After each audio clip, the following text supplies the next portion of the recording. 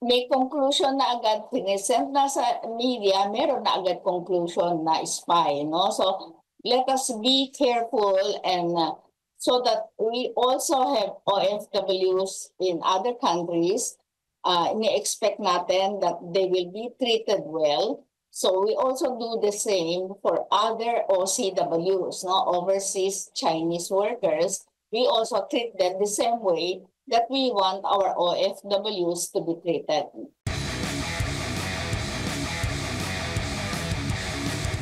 Ma'am, para sa kaalaman po ng lahat, ano po ang inyong impormasyon na natanggap nyo po rito? Kasi itong sinasabing Chinese spy na si Deng Yanqing, at nabasa ko nga po itong inyo pong naging statement, ay parang nagsasagawa lang sila ng, para sa road testing project dito sa bansa, para sa road mapping, para sa mga smart vehicles. Ano po yung mga impormasyon po na inyo pong alam po ukol dito, ma'am? Ganito po yun, dahil isang linggo na nahuli yan si Tang Yanqing. Hindi siya makausap ng asawa niya na taga Zamboanga, no? Hindi rin siya makausap ng Chinese Embassy na humihingi ng consular visit. So, ang nangyari, tumawag yung family niya from China sa akin, no? At sinasabi, paanong naging spy ang itong kapatid ko, nakausap ko yung kapatid, no?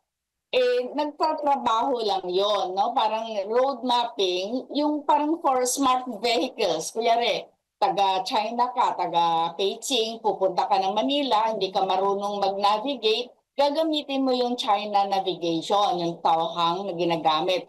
Ang equivalent noon, Google Maps, no? Nakikita naman ninyo siguro yung mga umiikot na sasakyan ng Google Maps na nag-a-update lagi ng kanilang map. I think yan yung sinasabi ng kapatid.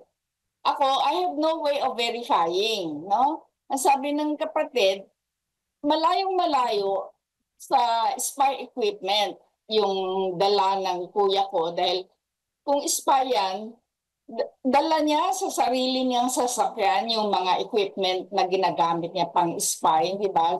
Sabi niya parang it's so far-fetched, no, na mangyayari yon. Ang dala niya mga simple lang na commercial na klaseng router na ginagamit talaga sa road mapping.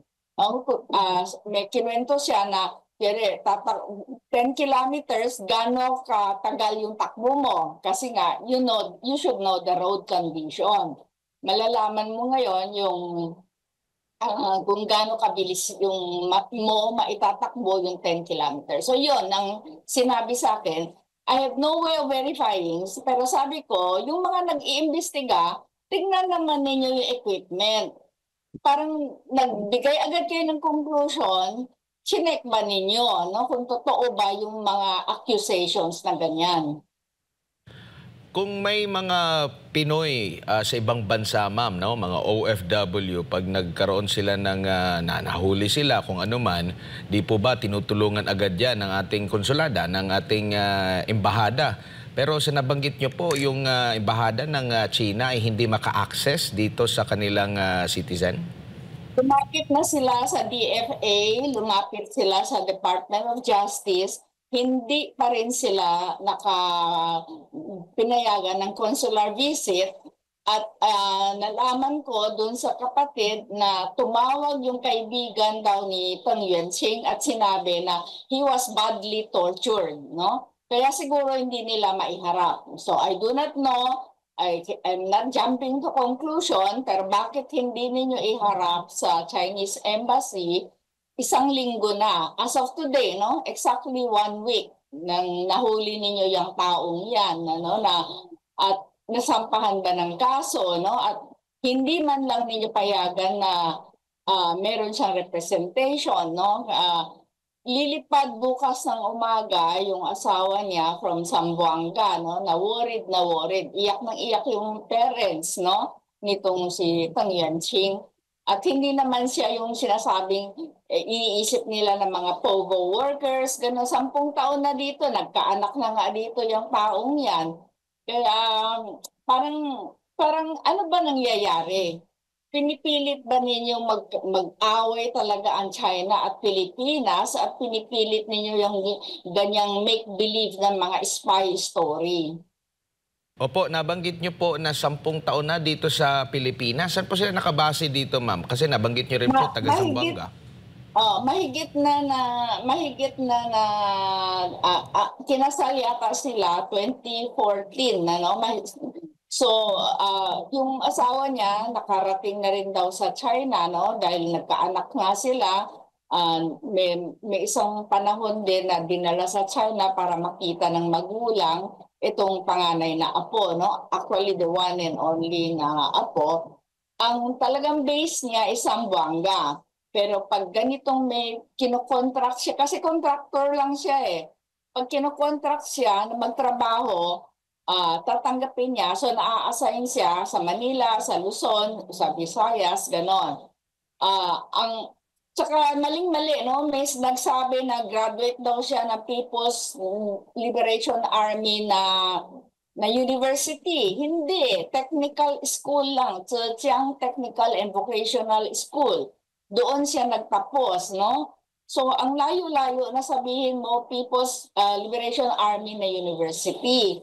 So parang nasaan yung intelligence natin kung ganyang information na ang nakukuha ninyo panay false news. Opo, at itong Chinese ma'am ay ano po yung kanyang profession? Sabi niyo nga po, contractor lang siya. And meron po ba siyang kumpanya dito sa bansa po? Yung kumpanya niya, dito wala. Na dito, ang ano nila, may maliit silang parang tindahan na parang pharmacy and parang may grocery, gano'n. Yung parang small na sari-sari store style, no? Pero ang mainly is yung mga over-the-counter medicine sa Zamboanga. Yun yung ikinabubuhay na asawa niya at anak niya. Tapos siya, yung kinukuha nga no, as parang technician, ganon. Contractual na technician para dito sa mga project na tulad ng ganito, no? So yung dalawang Pilipino na nahuli kasama niya, driver lang, no? Isang driver tsaka yung parang pahinante style na kung bababa siya, kailangan niyang i-check yung road condition, ganon. Tutulungan siya ng dalawang Pilipino na kasama niya. Ang nagdala ng equipment na ano niya, yung company nila, yung engineer sa company nila. Mahaba, automotive service, something yung pangalan. Parang ang it sounds like Eco, yung Chinese name ng company. No? Hindi ko lang sure kasi yung translation kasi in Chinese yung pinadala sa akin. Ma'am, good evening sa MJ po ito. Ma'am, ano po ang komento ng mga kakilala natin mga Chinese dito po na nasa Pilipinas regarding po sa issue na to? Chinese community Hindi. po. Sobrang nababahala sila, no? Kasi siyempre, ang dami tuloy lumalabas mga conspiracy theory, no? Sabi niya, meron bang nananadya dahil 50th anniversary ng China-Philippines relation, meron bang nananadya na masira itong relasyon natin, sabi nila. Kasi imbes na gawa ng paraan na mag-usap, kung may mga problema, pagbutihin ang relasyon, lalo lang dumadami yung mga problema, no? Kaya siguro kailangan siguro sa atin na pag-aralang mabuti, no? Sobrang tagal ng pagkakaibigan ng China at Pilipinas. Bakit nangyayari ngayon na parang merong nananadya na yung pagsabungin yata yung dalawa, no? Magsabong tayo. Siyempre, nag-aalala tuloy itong mga Chinese na nandito, na matagal na nandito at namumuhunan dito.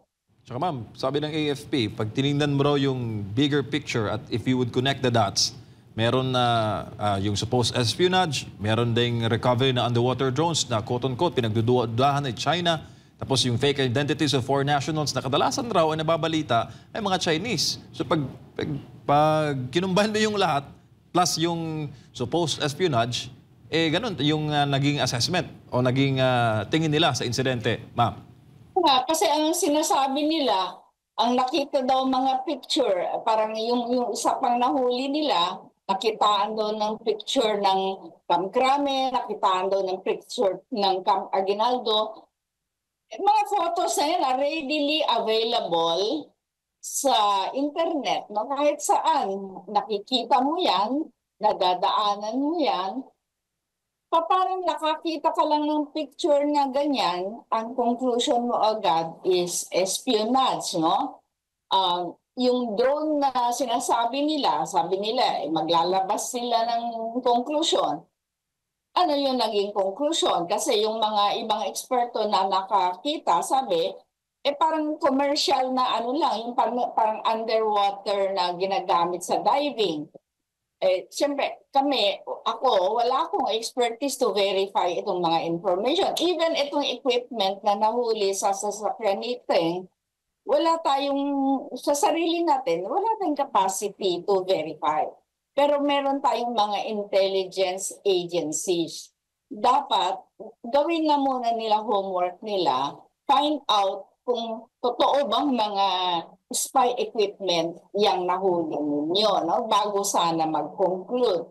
No? Even our media, ganun din, magre-report agad kayo, hindi man lang chinek muna, tama ba yung istorya o may duda, di sana sabihin, magsabi na unverified na totoo bang spy equipment yan, no? Ipakita niyo paano ginagamit yan, imbes na we jump to this kind of conclusion kasi lalong magugulo na parang ipaghalo-halo mo lahat yung sinabi mo kanina parang yung istorya mo, pagtatahiin mo, syempre, makakabuo ka ng isang picture na yan na ba ang totoong picture, no?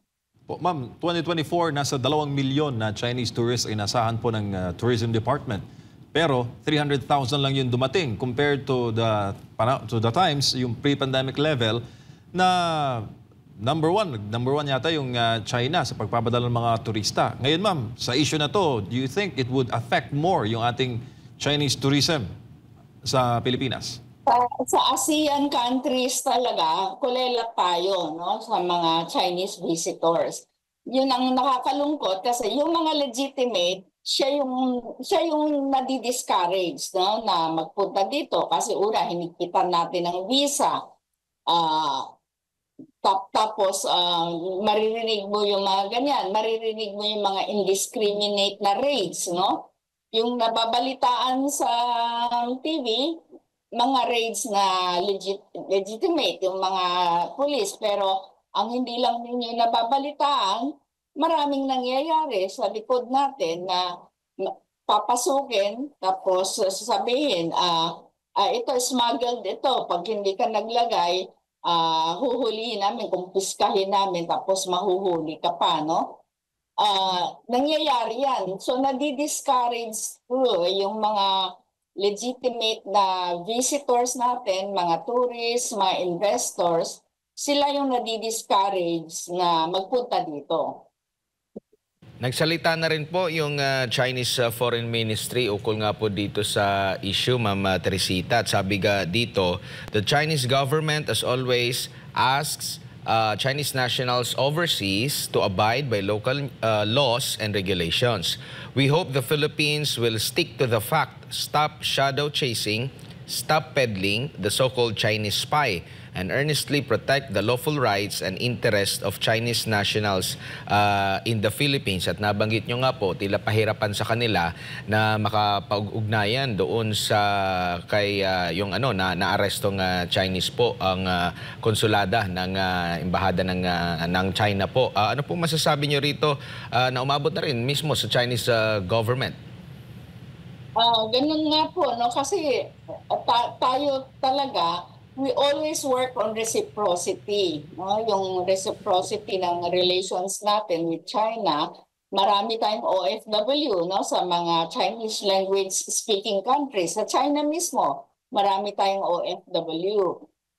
Sana naman magbigay tayo ng magandang example na we are a Christian country.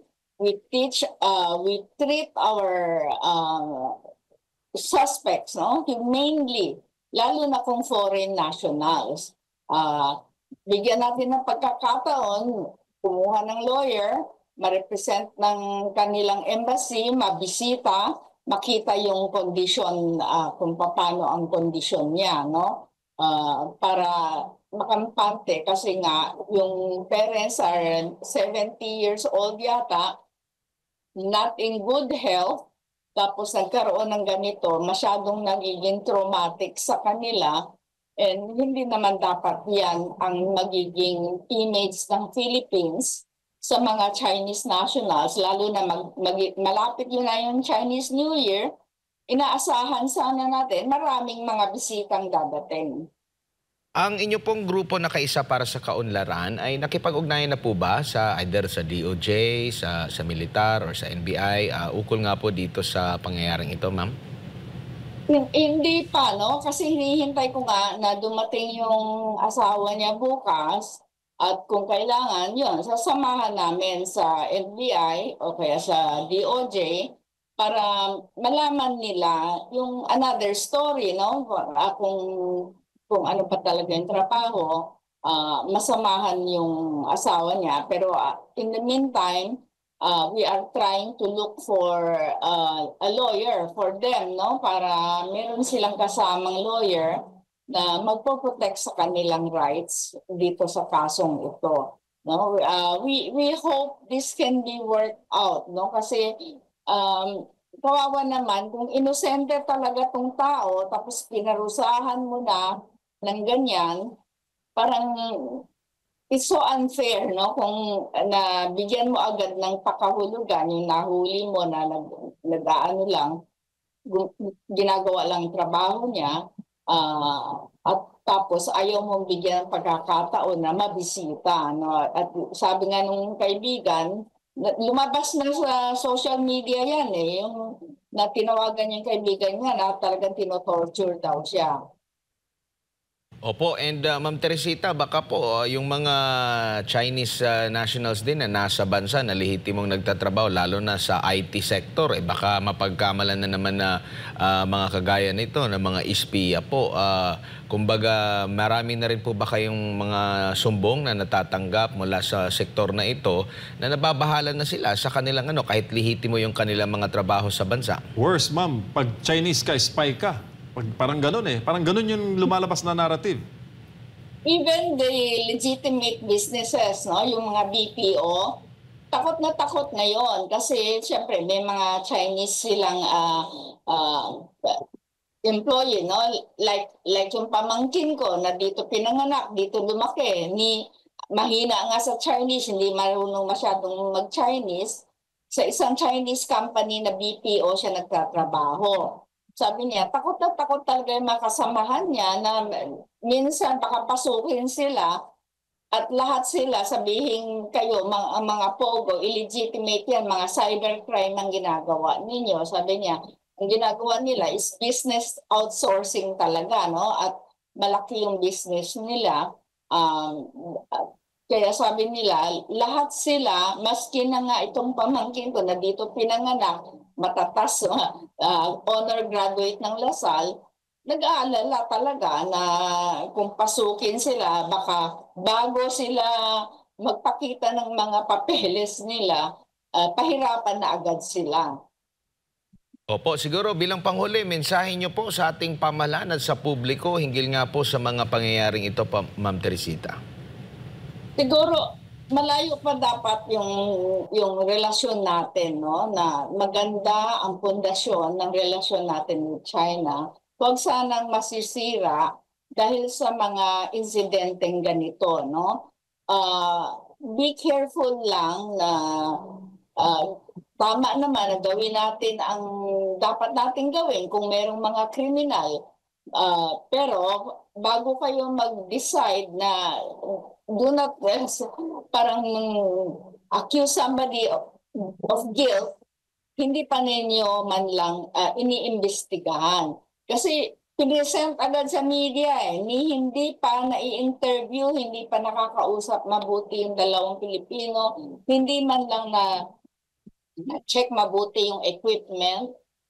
May conclusion na agad, pinesent na sa media, meron na agad conclusion na spy, no? So let us be careful and so that we also have OFWs in other countries. Ini-expect natin that they will be treated well. So we also do the same for other OCWs, no? Overseas Chinese workers. We also treat them the same way that we want our OFWs to be treated. Maraming salamat po, Ma'am Teresita, sa inyong oras at panahon. Sa ulitin po, ingat po kayo. Thank you, ma'am. Salamat din po. Si Madam Teresita Angsi, ang dating presidente ng Kaisa para sa Kaunlaran Incorporated. Ukol nga po dito sa nahuli na Chinese national at dalawang Pinoy at pinaratangan agad, no, na alegasyon na espiya ng China po, mga ka-partners, dahil nga doon sa pagkaka-discover na mayroong mga gadget na yun pala, available lang din pala commercially and ginagamit sa pag-mapping, no? Ang banggit is parang kagaya ng Google Maps sa kanila para ma-update kung merong mga taga-China pupunta dito sa Pilipinas at hindi kasi wala silang Google Maps, di ba? Doon nakapunta ka doon. Iba yung gamit nila doon Meron silang sariling sistema. Meron silang, kahit siguro sa ibang bansa, meron ding sarili sila na mas accurate, kumbaga, no? Gamit yung kanilang mga application. So yun daw yung purpose po noon. Pero isa pa sa nakakabahala doon, hindi daw pinapayagan ang konsulada ng China na makabisita doon sa kanilang citizen. Kasi tayo, di ba, pag nagkaroon, nagipit ang Pinoy, merong nahuli sa ibang bansa, di ba, talagang pinupokpok agad natin yung gobyerno na, oy, tinulungan nyo ba, binigyan nyo ba ng assistance yung mga overseas Filipino workers doon, binisita nyo ba, inalam nyo ba, pinupuntahan agad. Pero dito hindi sila pinapayagan yung mga konsulada. Kung totoo man yan, nakakabahala po yan. So sana makorek po yan kung yan po ay totoo, no? And bukas daw darating yung kanyang asawa na nakabase pala ito sila sa Zamboanga, mga kababayan.